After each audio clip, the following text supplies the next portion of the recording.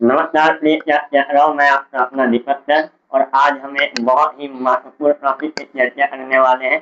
प्रयास रहेगा कि वीडियो बहुत लंबा ना हो, लेकिन जितने देर का वीडियो हो उसमें हमारा जो कॉन्टेक्ट है वो कवर हो जाए। और आज का जो हमारा लेक्चर का जो महत्वपूर्ण टॉपिक रहने वाला है वो है acidic nature of alcohol, phenol and acid, carboxylic acid, है ना। तो ज्यादातर बच्चों को पता होता है कि जो है एसिडिटी ऑर्डर क्या होता है या कैसे किस पे डिपेंड करता है, लेकिन जब हम क्वेश्चन लगाने जाते हैं बेटा तो बड़ी समस्या का हमें सामना करना पड़ता है। तो इसलिए मैंने सोचा कि क्यों ना इस कॉन्सेप्ट को हम बहुत ही बारीकी से सिखाया आपको, और लगभग वीडियो देखने के बाद आपको मन में कोई डाउट न रह जाए, और एक्टिविटी से रिलेटेड जो भी क्वेश्चन है वो आपके इजीली हो जाए। तो आज का हमारा जो टॉपिक है बेटा वो है acidic nature of alcohol, phenol and carboxylic acid, ठीक है ना। तो आज हम अपना लेक्चर शुरू करते हैं, और आई होप आप हमारे पुराने वीडियो को देख रहे होंगे जो अपलोडेड है, और आप देखते रहे। जब भी आप वीडियो देखें आपसे विनम्र निवेदन है कृपया आप कॉपी और पेन ले बैठिए, ताकि जब आप चीजों को पढ़ेंगे और लिखेंगे तो मेमोरी में सेव होता जाएगा। अगर आप केवल वीडियो जैसा देखते जाएंगे तो थोड़ा दिक्कत होगा, है ना। तो देखिए पहले हम जो है चर्चा करते हैं अपनी एक्टिविटी पे, और acidic nature of alcohol, phenol और कार्बोक्सिलिक एसिड। तो देखिए हमने यहाँ पे पहले थोड़ा लिख रखा था, बाकी आगे अभी लिखेंगे। हमने यहाँ अल्कोहल लिया था, और सबसे पहले हम ये जानना होगा ना बेटा एसिडिक क्या होता है और बेसिक क्या होता है। तो एसिडिक वो होता है जो कि एक्वस सॉल्यूशन में अगर डाला जाए तो वो अपने एक्स आयन को इजीली क्या कर दे, डोनेट कर दे। मतलब those substances which are easily donate H plus ion in aqueous solution are known as acid। और वे वो होते हैं जो जिन्हें एक्वस सॉल्यूशन में डाला जाए वो OH आयन को क्या कर दे, डोनेट कर दे। एसिड और बेस यही होता है। जब आप ऑर्गेनिक केमिस्ट्री पढ़ते हैं ना तो आप ढेर सारे इलेक्ट्रॉनिक इफेक्ट पढ़ते हैं जिनके बारे में हम चर्चा करेंगे, लाइक इंडक्टिव इफेक्ट, है ना, इलेक्ट्रोमैग्नेटिक इफेक्ट, रिजोनेंस इफेक्ट, है ना, और रिजोनेंस इफेक्ट, हाइपर कंजुगेशन। तो इन सबका जो एप्लीकेशन है वो ऑर्गेनिक में बड़ा इंपॉर्टेंट है। जैसे इंडक्टिव इफेक्ट जो होता है बेटा वो परमानेंट इफेक्ट होता है, वो दो टाइप का होता है, प्लस आई और माइनस आई। रिजोनेंस इफेक्ट जो होता है बेटा plus R minus R. Electromagnetic effect जो होता है वो टेम्परेरी होता है, बट जो रिजोनेंस इफेक्ट होता है वो परमानेंट इफेक्ट होता है। इन सब पे हम चर्चा करेंगे। ये सब जो है वो एक इलेक्ट्रॉनिक इफेक्ट होता है जो कि ऑर्गेनिक में देखने को मिलता है। तो इन वो जो एप्लीकेशन है वो हम एसिडिटी और बेसिडिटी को चेक करने के लिए यूज करते हैं। कौन कितना ज्यादा एसिडिक है या कौन कितना ज्यादा बेस है वो हम बताते हैं उन इफेक्ट की वजह से ही। उस इफेक्ट से लड़ने उस इफेक्ट की वजह से जो हमारा मतलब जो प्रभाव होता है ना। जैसे कंप्लीटली अगर देखा जाए बेटा तो जो माइनस वाला पार्ट होता है यानी जो माइनस आई हो गया या जो माइनस आर हो गया, ये लोग क्या करते हैं एसिडिटी को बढ़ाते हैं। वही दूसरी अलग अलग प्लस आई ले लिया या प्लस आर ले लिया बेटा, तो ये लोग एसिडिटी को क्या करते हैं, घटा देते हैं। तो पहले हम बेसिक कॉन्सेप्ट समझेंगे कि एसिडिटी होता क्या है, ठीक है। उसके बाद हम इतना एक जो है ओवरऑल अपना बना लेंगे क्या, एक बना लेंगे कि हाँ क्या है, क्या किस पे डिपेंड करता है, क्या बातें हैं। तो देखिए हमने यहाँ ट्वेल्व लिया, अब हमें ट्वेल्व हम वाटर में डालेंगे बेटा, तो यहाँ पे रिवर्सिबल रिएक्शन हो रही है। तो यहाँ पे क्या हुआ कि भाई एच प्लस एक वाटर में एक्सेप्ट कर लिया और एक में दे दिया, ठीक है। तो इसमें बना लिया आर ओ माइनस एलॉक्साइड आयन, ये क्या बन गया, एलॉक्साइड आयन बना। अब अगर हम यहाँ पे फिनॉल ले ले बेटा, हमने फिनॉल ले लिया, फिनॉल के रिएक्शन दिया हमने वाटर से कराया, तो ये बनाता है बेटा फिनोक्साइड आयन। क्या बनाता है, ये बनाता है फिनोक्साइड आयन। एच प्लस को डोनेट कर देना और ये प्लस को वाटर जो है वो लेके पॉजिटिव बना देगा। तो ये बना फिनोक्साइड आयन और ऊपर बना एनोक्साइड आयन। अब बेटा इन दोनों में एसिडिक कौन होगा ज्यादा, वो बात पे डिपेंड करेगा बेटा कि हमारा after releasing H plus ion, after releasing H plus ion that negative part, मतलब ये जो अनायन बन रहा है आइदर एनॉक्साइड आइदर फिनोक्साइड, इन दोनों में जो जितना ज्यादा स्टेबल होगा वो क्या होगा, उतना ज्यादा एसिडिक होगा। ये बात हुई हमारी अल्कोहल और फिनॉल की। एसिड के बारे में हम में भी चर्चा करेंगे। तो देखिए आप देखेंगे ना, तो ओवरऑल अगर मैं आपको आंसर बताऊं तो देखा जो फिनॉल होता है, phenol phenol is more acidic than alcohol due to reunionate. Due to reunionate.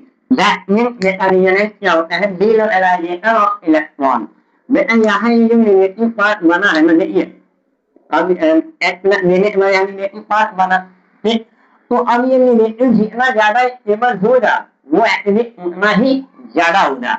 लेकिन देखा क्या होता है कि एल्काइल फॉर्म में ये जो नेगेटिव चार्ज बना है ना, ये लोकेलाइज फॉर्म में होता है। और लोकेलाइज फॉर्म में होने की वजह से ये बहुत ज्यादा अनस्टेबल होता है। और जब अनस्टेबल होता है तो इसमें जो है प्लस रिलेट किया है, ये एच प्लस को अपनी तरफ क्या करने लगता है, अट्रैक्ट करने लगता है। और जब ये प्लस को अट्रैक्ट कर लेगा तो काहे आएगी भाई, दर्द यही है कि कंडीशन यही है कि जो जितना इजीली एच प्लस को रिलीज कर दे और जो अनायन बन रहा है, यानी कि acidity directly proportional to stability of conjugate base, ठीक है। अब ये कंजुगेट बेस यानी ये जो एल्काइल आयन बना है, ये जितना ज्यादा स्टेबल होगा उतना ज्यादा एसिडिक होगा। तो अल्कोहल में ये जो लोन पेयर है, नेगेटिव चार्ज है लोन पेयर के फॉर्म में, वो लोकेलाइज्ड फॉर्म में होता है। But in case of phenol, after releasing H plus ion, phenol forms peroxide ion and बेटा ये आपके यहाँ से बहुत हैरानी हो जाए या अच्छी बात भी है, ये जो फिनोक्साइड आयन होता है ये आपके फिनॉल से भी ज्यादा स्टेबल होता है। अब यहाँ पे क्या होता है कि ये लोन पेयर आगे आएगा और ये इसका डीलोकेलाइजेशन होगा। यानी यहाँ पे प्रॉपर इसका आप चाहेंगे अगले वीडियो में इसका प्रॉपर जो है रीजनेट स्ट्रक्चर भी बना के आपको दिखा दूंगा। एक दो अभी यहाँ दिखा दे रहा हूँ। ये ऐसे रहेगा, ये ऐसे रहेगा और ये इलेक्ट्रॉन जब ऐसे आएगा तो ये जो डबल बॉन्ड है वो आगे तरफ शिफ्ट होगा। तो यहाँ आ जाएगा बेल नेगेटिव, यहाँ आ जाएगा बेल नेगेटिव और यहाँ प्लस है और ये प्लस और ये माइनस में यहाँ बना लेगा डबल बॉन्ड। तो क्योंकि यहाँ पे जो लोड पेयर है वो डीलोकेलाइज हो रहा है, तो डीलोकेलाइज होने की वजह क्या हो रहा है, ढेर सारा मतलब इसका रीजनेटिंग स्ट्रक्चर बनेगा और due to the resonate peroxide ion is more stable. और जब ये मोर स्टेबल होगा यानी फिनोक्साइड आयन क्या है बेटा, स्टेबल है। और जब फिनोक्साइड आयन स्टेबल होता है इन कंपेरिजन ऑफ अल्कोहल, तो हम इजीली कह देते हैं phenol is more acidic than alcohol due to the resonating structure. ठीक, अब हम बात करने वाले हैं बेटा कि एसिड लेवल की कंपेरिजन की जाए वो क्या होगा, है ना। तो देखिए एसिड की हम कंपेरिजन करेंगे तो बड़ा ही मतलब चीजें है, मैं थोड़ा लिख के भी लाया हूँ आपके लिए। तो देखिए अगर मान लीजिए हम एसिड लेकर हम एसिड देखने जा रहे हैं बेटा, मान लिया हमने कोई एसिड लिया, एसिड का मतलब यही है कि दो जीरो में containing C double bond O O acid. भाई अल्कोहल होगा तो OH होगा, फिनॉल होगा बेंजीन के ऊपर जुड़ा होगा OH, है ना। और यहाँ पे अगर COOH है इसको हम बोल देते हैं ये एसिड है। अब हम कंपेरिजन देखने जा रहे हैं कि अब अगर हम तीनों का कंपेरिजन करें कि अल्कोहल, फिनॉल और एसिड में कौन ज्यादा एसिडिक होगा, तो अगर हमने देखा यहाँ पे हमने एसिड ले लिया कि यार कुछ भी हो सकता है, लेकाइल लेकाइल या बेंजोइल कुछ भी हो सकता है, बेंजीन कुछ भी हो सकता है।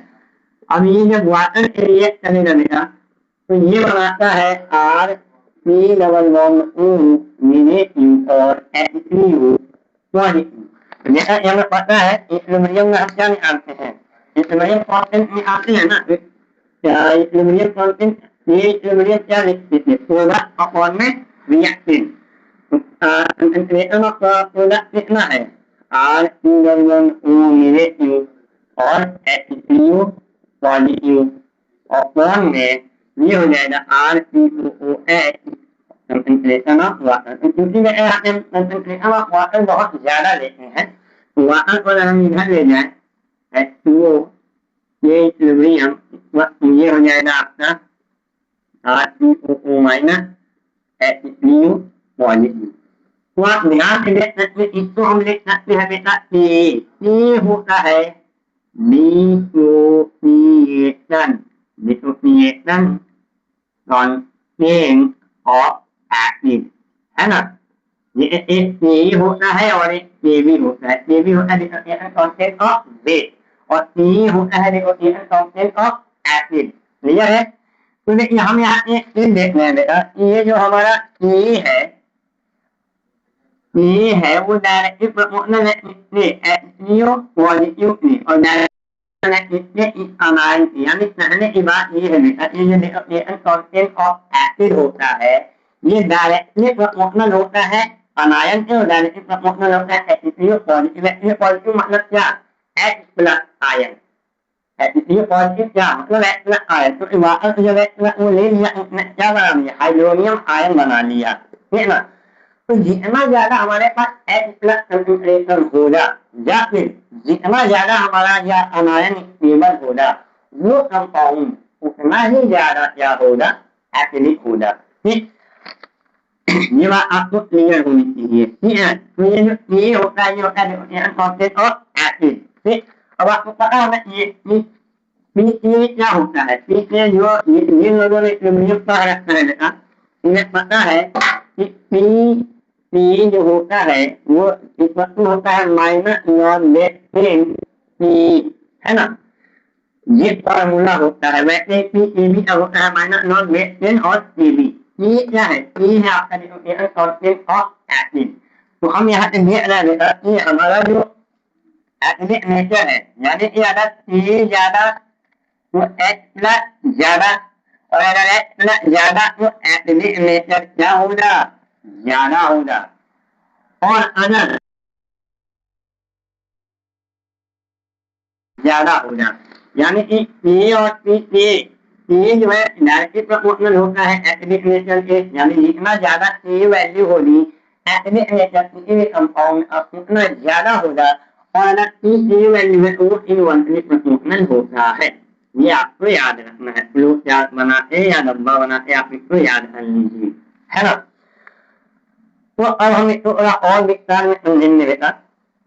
आई होप आपको ये समझ में आ गया होगा कि ये जो ये वैल्यू होती है वो डायरेक्टली प्रोपोर्शनल होती है इससे हमारे एचसीओ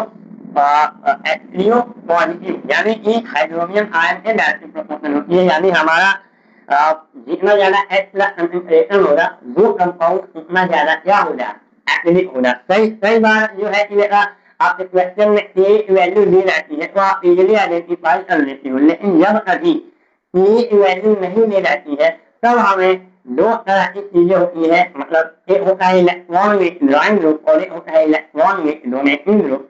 इन दोनों की मदद से हमें एसिडिक नेचर बताना पड़ता है। अगर हमारे क्वेश्चन पेपर में, अगर हमारे क्वेश्चन में टी या टी ए की वैल्यू नहीं दिया है तब, अगर मान लो दो कंपाउंड है ए एंड बी, अगर ए वैल्यू ए ज्यादा है, ए वैल्यू ऑफ बी डेफिनेटली जो कंपाउंड ए है वो ज्यादा है।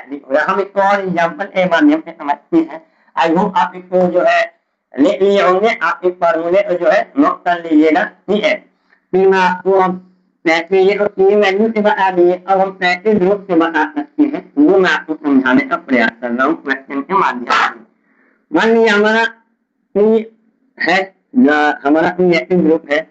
अब इससे दो तरह के ग्रुप जुड़े हुए हैं बेटा, एक है इलेक्ट्रॉन विथड्रॉइंग ग्रुप और एक है इलेक्ट्रॉन डोनेटिंग या रिलीजिंग ग्रुप, ठीक है।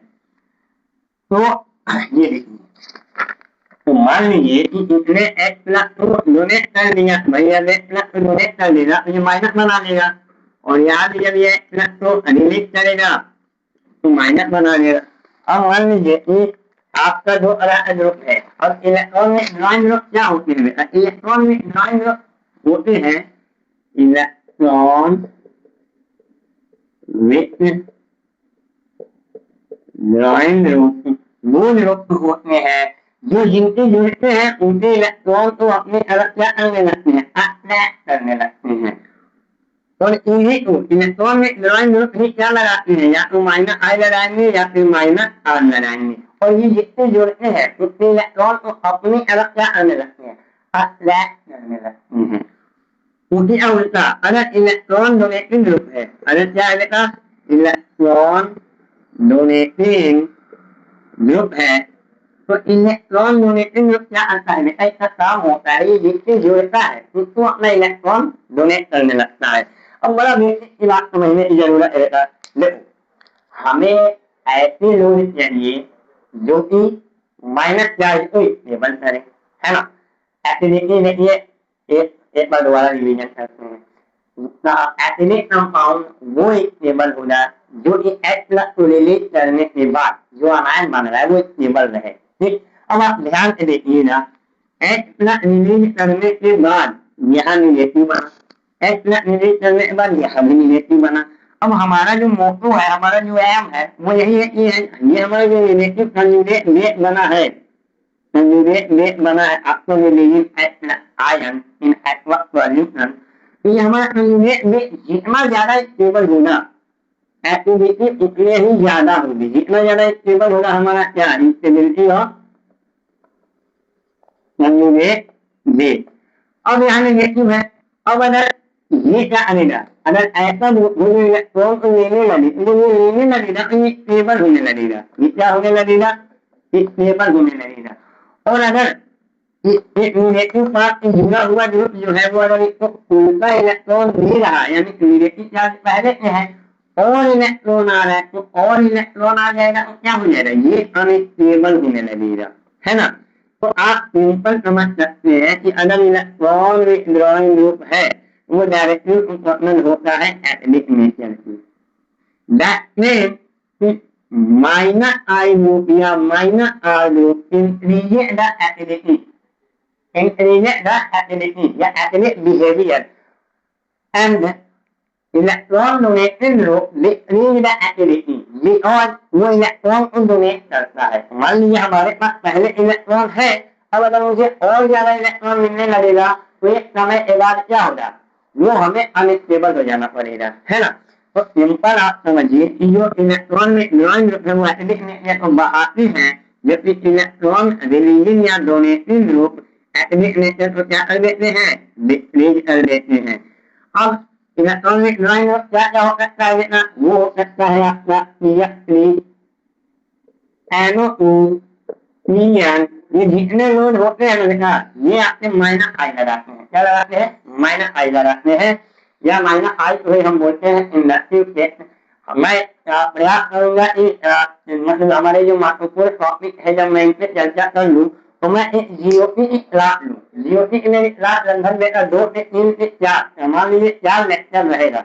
4 लेक्चर में मैं आपको जीओटी यानी जनरल ऑर्गेनिक केमिस्ट्री बताने का प्रयास करूंगा और उसमें ही मैं how many type of intermediate and what are the many electronic effect उससे मैं चर्चा करूंगा। तो होल जीओटी आपका मैं कवर करने का प्रयास करूंगा। ये एक बहुत इम्पोर्टेंट टॉपिक है। क्लास में मैं जल्दी आपने चैनल लेने वाला हो बेटा जिसमें मेरा पहला चैप्टर रहेगा हेलो एंड हेलो एरिन। मैं जो है कि एक स्ट्रेटजी बना चुका हूँ। हम चैप्टर वाइज जो है हम अपनी क्लास में लिया करेंगे और वीडियो जो है समय समय से अपलोड हो जाया करेगी, ठीक है। तो ये जो आपको ये जो टॉपिक मिलेगा ये आपको कंपटीटिव में तो मिलेगा ही मिलेगा। साथ ही साथ आप अगर एल्कोहल फिनॉल और इतर चैप्टर पढ़ेंगे क्लास बढ़ाने का वहां पर भी ये पूरा जो है विस्तार में दिया हुआ है। मैंने सोचा इसको जो है अलग से भी बना दिया जाए, बाकी जो हम एल्कोहल फिनॉल पढ़ाएंगे वहां तो बताएंगे। मान लीजिए यहाँ पे क्या जुड़ा हुआ है बेटा, अब हम एक क्वेश्चन देखते हैं। एक क्वेश्चन भी है हमारे पास। तो जैसे मान लीजिए ड्राइंग ग्रुप में क्या लिख सकते हैं बेटा, इलेक्ट्रॉनिक ड्राइंग ग्रुप में हम लिख सकते हैं यहाँ पे क्या लिख सकते हैं CH3COOH। तो अगर यहाँ ये H रिलीज करता है यानी नेगेटिव आएगा, यानी नेगेटिव आएगा और नेगेटिव को स्टेबल करने के लिए यहाँ पे क्या है, इलेक्ट्रॉनिक ड्राइंग ग्रुप है। तो इसलिए ये जो होता है वो ज्यादा एसिडिक होता है। ये जो होता है कंपाउंड वो ज्यादा एसिडिक होता है due to presence of electron withdrawing group. अब यहाँ पे क्या हो सकता है, यहाँ पे आपके मिथाइल भी हो सकता है, एथाइल भी हो सकता है या बेंजीन भी हो सकता है।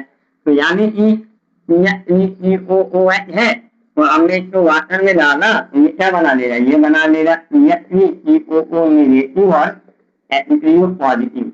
अब क्योंकि ये मेटाइल ग्रुप है ये प्लस का ये इलेक्ट्रॉन लेने का काम करेगा धीमे का काम करेगा, यानी कि यहाँ पे नेगेटिव पहले से है और इलेक्ट्रॉन देगा, तो ओवरऑल जो कंजुगेट वेट है वो अनस्टेबल हो जाएगा, और कंजुगेट वेट जैसे ही अनस्टेबल होगा हमारा कंपाउंड एसिडिक क्या हो जाएगा, उसका जो एसिडिक नेचर है वो कम हो जाएगा। ठीक है, अब हमें क्वेश्चन लेते हैं, क्वेश्चन के माध्यम से आपको समझ में आएगा क्या इसका इम्पोर्टेंट है और कैसे हम इजीली क्वेश्चन को अटेम्प्ट कर सकते हैं अगर हमारे टॉपिक से रिलेटेड आ रहा है।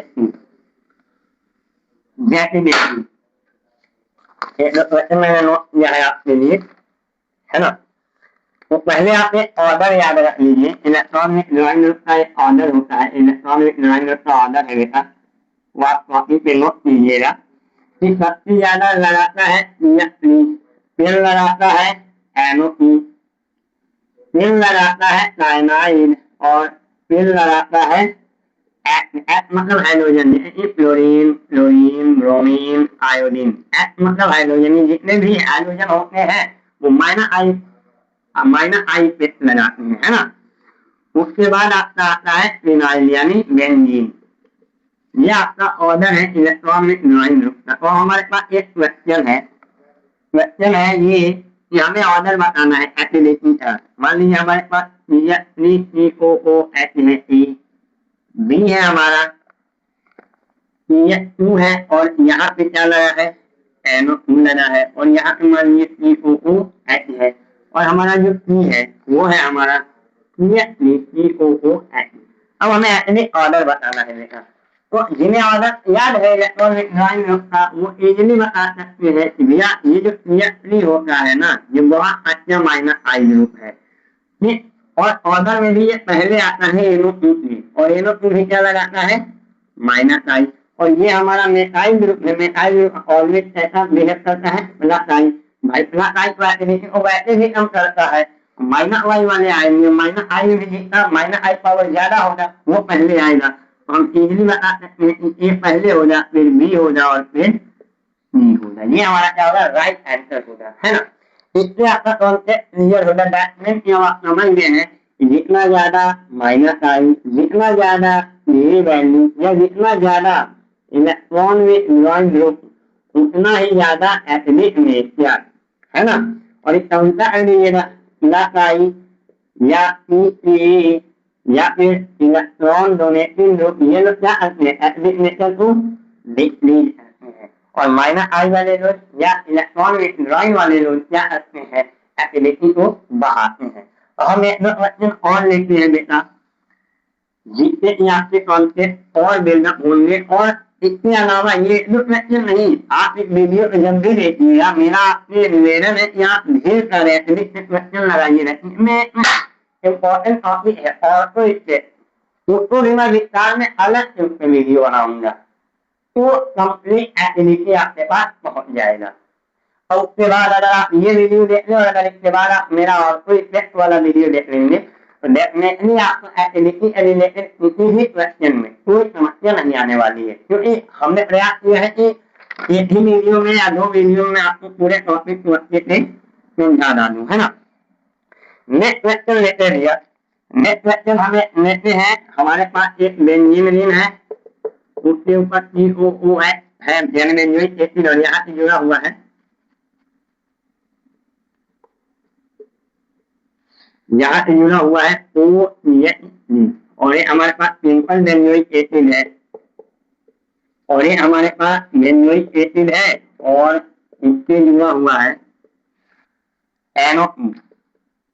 तो बस हमें इजीली आइडेंटिफाई करना है A, B और C, हमें इजीली आइडेंटिफाई करना है कि कौन है जो इलेक्ट्रॉन में ज्वाइन है और कौन है जो इलेक्ट्रॉन में डोनेटिव है। तो हमें पता है कि NO2 हमारा क्या होता है, इलेक्ट्रॉन में ज्वाइन ग्रुप होता है, यहाँ है ये ना प्लस आई लगाता है ना माइनस आई, ये रिफरेंस की तरह यूज होता है। और ये जो OCH3 होता है बेटा, यहाँ पे लोन पेयर भी होता है, और ये बहुत अच्छा प्लस लगाता है या प्लस आई, तो इस बेंजीन में आप पा रहे हैं इसको प्लस आर बोल देंगे, और यहाँ पे क्या बोल देंगे, ये माइनस आर भी लगाता है ना। तो देखिए यहाँ पे क्या होगा, ये इलेक्ट्रॉन को डोनेट करेगा, और हमें भैया होगा क्या, कॉन्प्लेक्स पे आइए, होगा क्या, यहाँ ये रिलीज करेगा, यहाँ माइनस बनेगा, यहाँ ये रिलीज करेगा, यहाँ माइनस बनेगा, ये भी रिलीज करेगा, और यहाँ माइनस आएगा।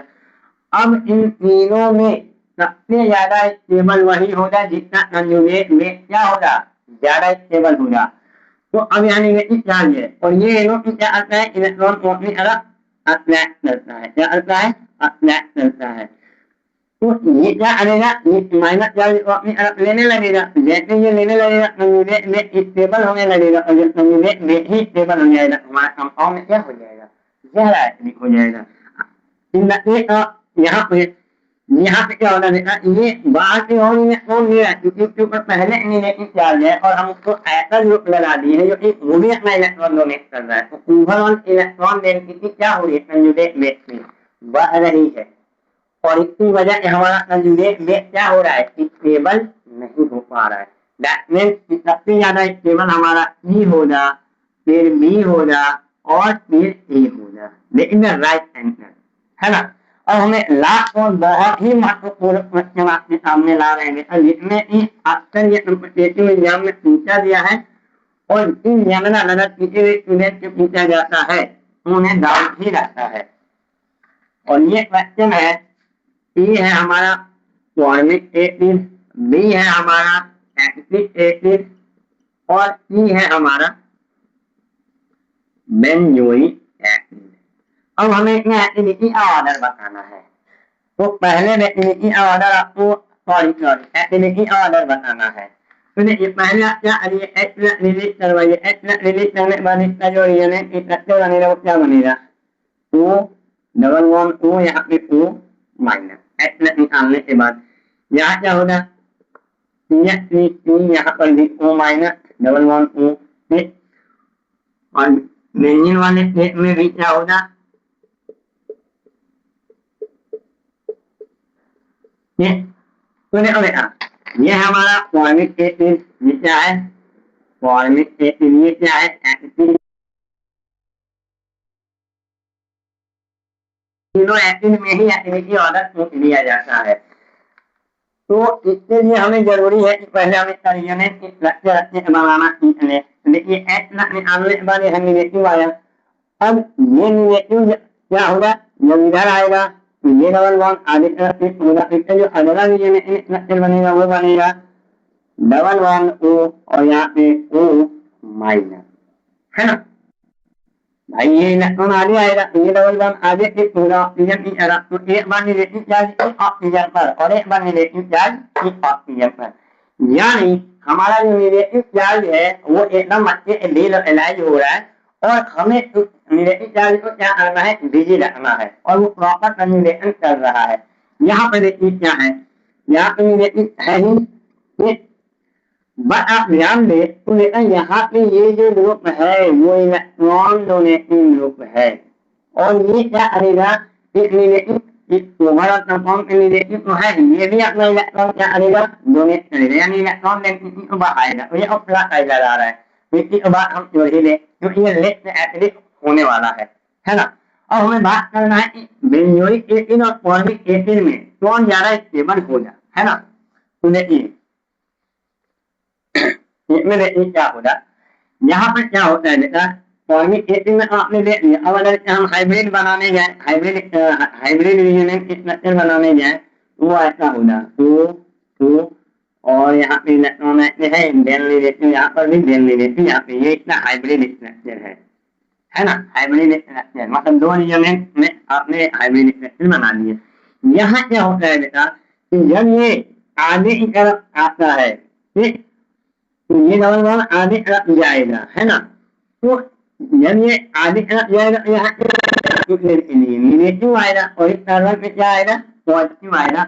उस समय ये बेंजीन जो है बेटा वो इलेक्ट्रॉन डोनेटिंग की तरह बिहेव करने लगता है और ये अपना पाई इलेक्ट्रॉन इसको देने लगता है, जिसकी वजह से ये वाला जो इलेक्ट्रॉन है वो बिजी नहीं हो पाता, वो रिजोनेंस में भाग नहीं ले पाता है। इसलिए बेंजोइक एसिड जो होता है वो लेस एसिडिक होता है in compare to formic acid. आप समझ पा रहे हैं, देखिए यहाँ जो निगेटिव बना एच प्लस निकालने के बाद जब ये निगेटिव आगे आया रिएजेंट के लिए तो ये डबल बॉन्ड ब्रेक हुआ और ये ऑक्सीजन पे, तो एक बार निगेटिव चार्ज ऑक्सीजन पे और एक बार निगेटिव चार्ज एक ऑक्सीजन पे। यहाँ क्या हो रहा है, यहाँ निगेटिव जो चार्ज है वो बिजी नहीं हो पाता है। क्यों? क्योंकि ये जैसे ही ये आधे तरफ आने का प्रयास करता है और ये जब डबल बॉन्ड आधे तरफ ऑक्सीजन की तरफ जाता है, तभी क्या होता है कि बेंजीन अपना इलेक्ट्रॉन डोनेट करने लगता है। और यहाँ पर बेंजोइक एसिड स्टेट में ये जो बेंजीन है वो इलेक्ट्रॉन डोनेटिंग की तरफ बिहेव करने लगता है और उस समय थोड़ा एसिडिटी को वो कम कर देता है ना। तो ये फॉर्मिक एसिड जो है, यानी ए जो है वो सबसे ज्यादा एसिडिक होगा, फिर ई होगा और फिर बी होगा। बी लेस एसिडिक होगा बेटा, क्योंकि ये एसिडिक एसिड है। ये प्लाटाइट इफेक्ट लगा रहा है और प्लाटाइट इफेक्ट वाले को वैसे एसिडिटी को क्या करते हैं, कम करते हैं। ठीक, यहाँ पे जो बेंजीन है वो बेंजीन बिहेव करने लगता है इलेक्ट्रॉन डोनेटिंग ग्रुप की वजह से, इसलिए फॉर्मिक एसिड ये कम एसिडिक होता है, लेकिन एसिटिक एसिड ये तो ज्यादा ही एसिडिक होगा, है ना। आई होप मैंने आपको हर चीज समझाने का प्रयास किया है। लास्ट में कंक्लूजन दे देता हूँ। तो ये क्वेश्चन थोड़ा ध्यान से देखना बेटा, ठीक ना, हमेशा आपसे पूछे जाता है। लास्ट में आपका एक कंपेरिजन चार्ट याद है, जितना ज्यादा ये वैल्यू, जितना ज्यादा इलेक्ट्रॉन विड्रॉइंग ग्रुप, उतना ही ज्यादा एसिडिक नेचर, है ना। और जितना ज्यादा पी वैल्यू या फिर इलेक्ट्रॉन डोनेटिंग, उतना ही कम एसिडिक नेचर। तो आप ऊपर वाला ही याद रखिएगा, पी वैल्यू ज्यादा है यानी H प्लस कंसंट्रेशन ज्यादा है, यानी एसिडिक कैरेक्टर ज्यादा होगा, है ना।